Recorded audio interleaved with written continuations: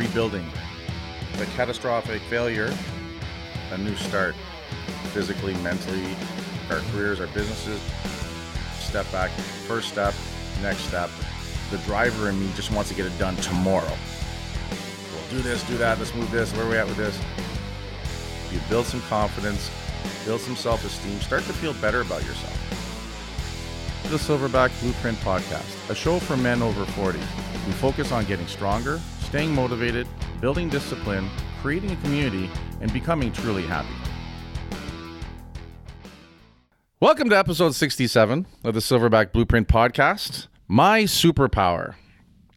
I firmly believe, guys, that, life's a lot more exciting if we look at things in the terms of superheroes and that large task at hand and solving problems and trying to make things epic, the epic story, be the hero in your own fucking life, that kind of stuff, as Joe Rogan has said and stuff. And I really, really like that kind of thing. I think it's really sharp. So I think in doing that, it leads to the whole, well, what's my superpower? What's the one thing that, I have that, I'm like, whoa, that's my thing. That's my go-to. And we all have one, maybe two or three, like Superman fucking does everything. He's got it all, that kind of thing. Batman's just angry, but that's his superpower. And he's got cool gadgets and stuff. But knowing your true one superpower, and then I think we have like lesser superpowers, like, I can move things with my object, but only up to 500 move objects with my mind, but only up to 500 pounds. So that's like a superpower. But next to the guy, you can move a whole fucking building. That's really his superpower. But I think if we look at things that way, I think it makes it a lot more interesting. So for me, I think if I'm wrong, send me an email and say, Kurt, you're a fucking idiot. That's not your superpower. The fact you're an idiot, that's your superpower. I think my superpower is I don't quit. And I think that's what's gotten me through so much hard times and good times and, keep chugging through and stuff, is that I just don't quit. I'm too stubborn. I refuse to quit. I just don't want to quit. Sometimes even I hang on to situations and things and stuff way past a point where other people would, but I that's me. That's what I do and stuff. When I talked about, my stores, imploding and some bad decisions, and I had guys even tell me later, they're surprised I didn't move towns and I didn't. I'm like, nah, man, I don't quit. I'm not going to do that. I'm going to keep going. I'm going to find my thing, and I'm going to find out, part of that journey is why things work out for me, and then why when things don't work out, why they don't work out. And you know what? The answer is always because of me. I think the answer for that for all of us is always because of ourselves, right? Another term for our superpower, what's our skill set? What are we really good at naturally, or seems like it's so natural, or what's in our wheelhouse? We hear that, that's not in my wheelhouse, so I don't focus on that. I focus on what I'm really good at. I focus on that. We talked a couple episodes earlier about we can do anything that needs to get done. It's just that some things will be more natural and come across and be easier for us to do. And some things will be very hard to do and very uncomfortable, and we can still do them, but they require so much energy. They're soul sucking for us, right? And we see this a lot in relationships, in a house, one spouse loves keeping everything clean. The other spouse couldn't give two shits about it, but one spouse loves doing the financials and the other spouse just loves spending the money. Like, you know what I mean? Like I think that's where sometimes there's conflict and stuff, as well as because, early on we were in love with our significant other so much, we're like, oh, I think it's cute the way he leaves his underwear on the floor. And then, 5 years later, it's like, if he leaves his underwear on the floor one more time, I'm going to burn him to death. Like, it's still the same thing, but it went from cute to, fingernails on chalkboards and stuff like that. That's a whole other episode I'm sure we can get into. But I think once we know what our skill set is and what our superpower is, and for me, that's one of the big transitions things I've made in the last few years. And this is with business coaching, but this is also with me being honest with myself and looking at what am I really good at and what do I really suck at. And just because you suck at something, and especially if we're going into like a business aspect and even our own lives, just because we suck at something doesn't mean it's not important. And it doesn't mean it doesn't need to get done. In fact, I think the stuff we suck at is more important, because that's the stuff that's going to bite us on the ass overall. Right? So for me, the fact I don't quit, the fact that I come up with ideas, the fact that I just like moving forward with the concept, and I can super, super comfortable doing that. Really love doing that. Comes easy to me. But my weak area, my kryptonite, is the details. Making sure that these pieces of paper get filed here, and making sure that this email gets answered here, and make sure that, we sit down with the bookkeeper and stay on top of things. And, those things are the fingernails on the chalkboard for me. I can do them. And when I do them and I immerse myself in them, it gets done, and it gets done well, but it drains me. I never look forward to doing it. Right. And when I was first rebuilding and stuff, I had to do a lot of it myself because I couldn't afford to have that coach or that specialist that we talked about earlier in building the dream team. But now we're in a position where as soon as I could, I got that taken off the plate by someone else who could handle it. So whether it's staff in our business, whether it's a specialist like an accountant, or legal like a lawyer, or it's creating a position in the business where their job is to keep the facility clean, keep everything operational and stuff, where their job is to turn around and create the artwork and the graphics for the things. But then the plan was, or it became along the way, is then find people who those things are in their wheelhouse. So if someone is very creative, right? Well, coming up with designs and graphic design, stuff like that, that's who they are, and that's what they love doing, and that's in their wheelhouse. They're going to do it so well, and it's going to look effortless, and they're going to do great work. But they might not be the one that's sitting there and comfortable, having to have a harsh conversation or a strict conversation with a staff member, a fellow staff member, or whatever, right? Or you have a position where you require someone who is details or organized, and this goes here when we're done, and this is where we file this, right? They're the details person. They're the people that like to see the zeros in the right columns. That's the stuff that fucking drives me crazy. However, it's super important. So what I've tried to do with the team that I have at Hostile is hire my staff based on what those things need to be done, and then hire people where that falls into their wheelhouse. They love being organized. They love being creative, right?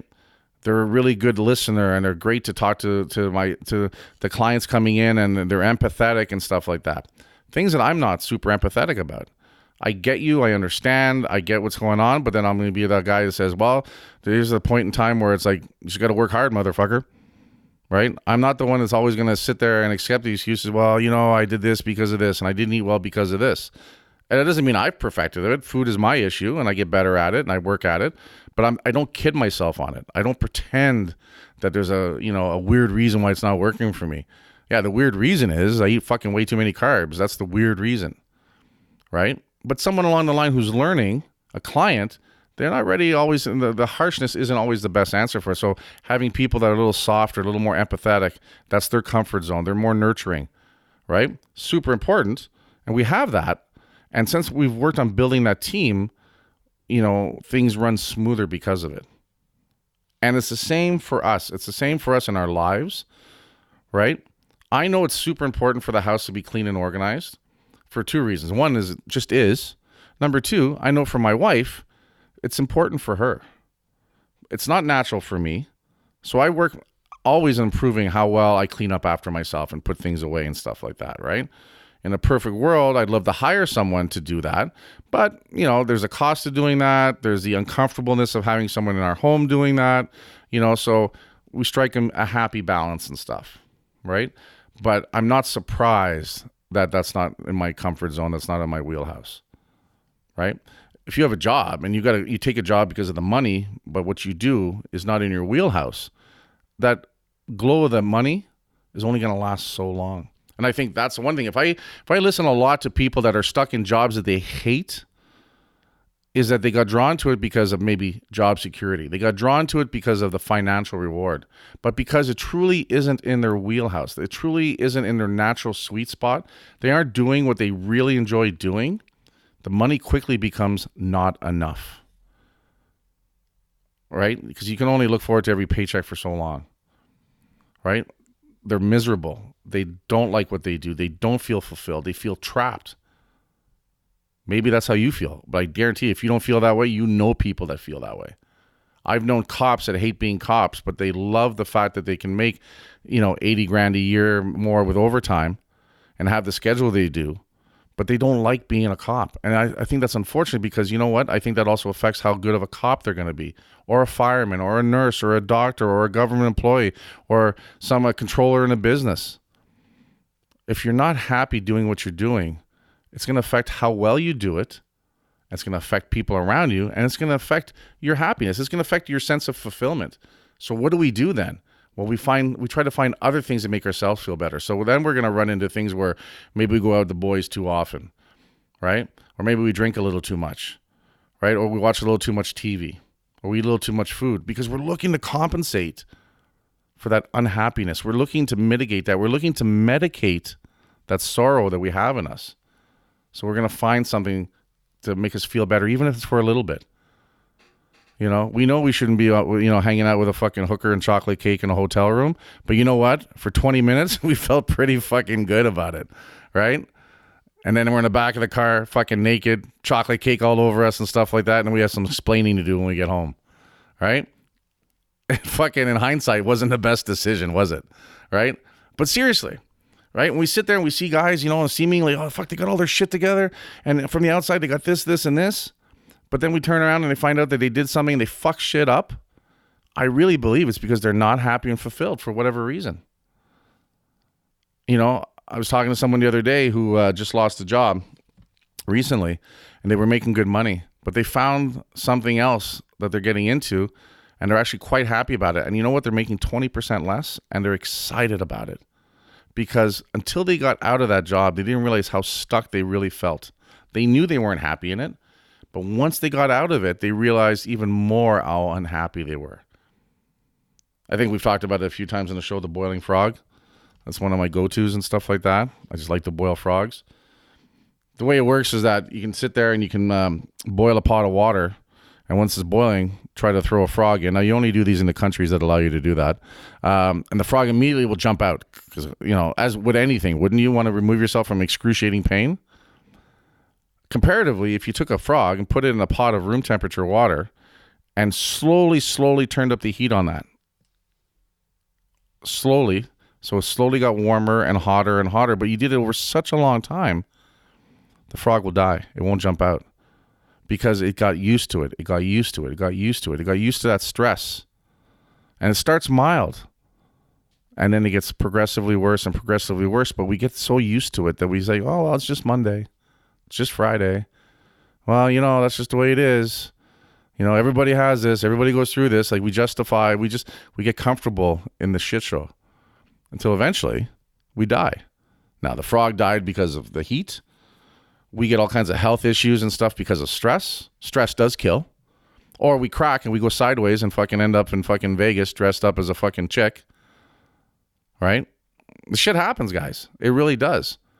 And we look back and we look at it and say, well, that's pretty extreme. I agree, that's pretty extreme. Right? But it started slowly. It started very, very mildly a long time before that. Maybe we're just, we're always in a bad mood. Well, why are we in that bad mood? Because we're not happy. Why are we not happy? Because deep down, we're not doing what we want to do. I really believe if you're really motivated and excited by what you're doing, you'll do stuff that you never would have done before. You'll work longer, you'll work harder, you'll do more, and you'll do it with a fucking grin on your face.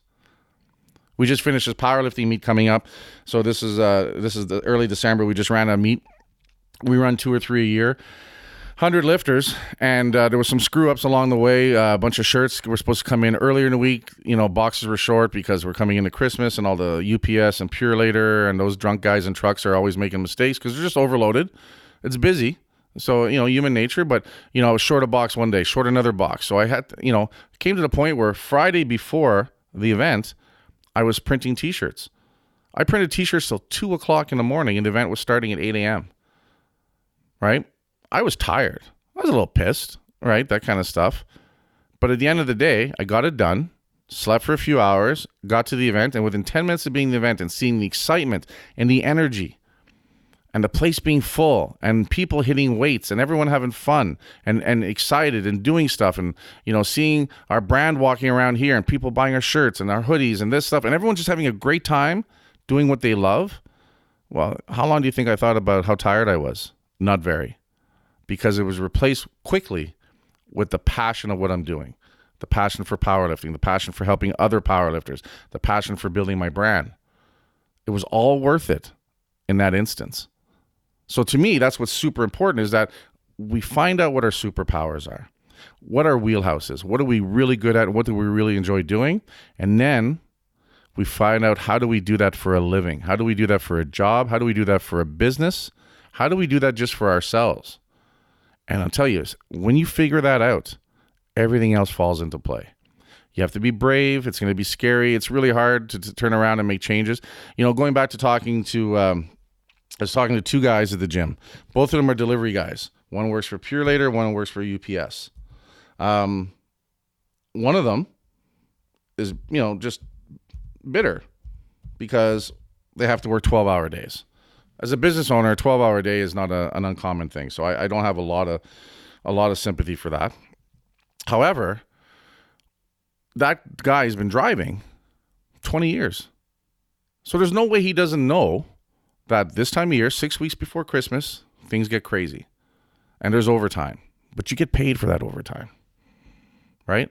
But that's the job, man. You know that once a year like that, it's a gong show, but he's bitter about it and he's pissed about it and he's this. All right. Talk to another guy doing the exact same thing for a different company. This guy's got a big fucking grin on his face. He goes, yeah, it's busy, man. Trying to get in the gym, a little tough, 12, 13-hour days. But he goes, you know what? I got my vacation booked and I'm going down south. And he says, paid for with his overtime. Two exact same situations. Exactly the same situation. Exact same job. But look at the radical difference in the two attitudes about it. Which one do you think should be doing should be having that job as a delivery person? Which one do you think is in the right spot? Because he gets it. And he has a life outside of it. So he understands this is just part of his life. He has other things. Right? Diametrically different from each other. In the exact same scenario, going through the exact same thing with two very different outlooks and outcomes because of it. And that's what it's all about, guys. If you're miserable at what you're doing, then change what you're doing. Don't let fear stop you anymore. The fear of the unknown. Well, what if I make less money? Well, you make less money. You spend a little less, you figure it out. Right? What if I lose job security? Well, what is job security these days? Right? At the end of the day, if that truly is important for you, then get your head around it. Find a different position within the company or the government. Find something that's closer to what you really want to do. So you keep that security if it's really important to you, but you try to find something else that you do, right? Take control of it. Stop letting things happen to you. Take control of it, right? Become the general manager in your own sports team. We talked about that. And go out there and make the changes. Change what you can. Accept what you can't. And have the wisdom to know the difference between the two. Whoa, I think that's a little prayer there and stuff like that. The Serenity Prayer. But it's so true. Right? I hear it all the time when we go to the meetings. Right? And that's really what it comes down to. Right? But you have to take control. You have to take responsibility. You have to start relying on your superpowers and then shore up against your weaknesses. And the guys, if you do that and you start doing that and start dismantling things and rebuilding things that way, you could turn things around. And 2018 is around the corner. We're into February at the time of this podcast. So we've started, the New Year's resolutions. I've failed for most of people by now. So fire it back up again and take a look at this tact. Take it apart and put it back together better. And it's not a thing that's going to take a year for it to get better. It's something that could start to change overnight, right? Because once we know what we want to do, the next important thing is to take action. And there's power in taking action that creates momentum. And then we just have to be courageous, patient, and work hard, motherfuckers. Head on over to iTunes, guys. Leave us a 5-star review. Head on over to hostilegear.com. Use the code Silverback to save 20% on your very own Work Hard, Motherfucker banner that we have up on the site now. We're selling them like crazy. People are putting them in their gyms, putting them in their offices, getting fired, getting a new job, and putting that in their new office, in their car, anywhere you want, guys. And I'll talk to you guys later.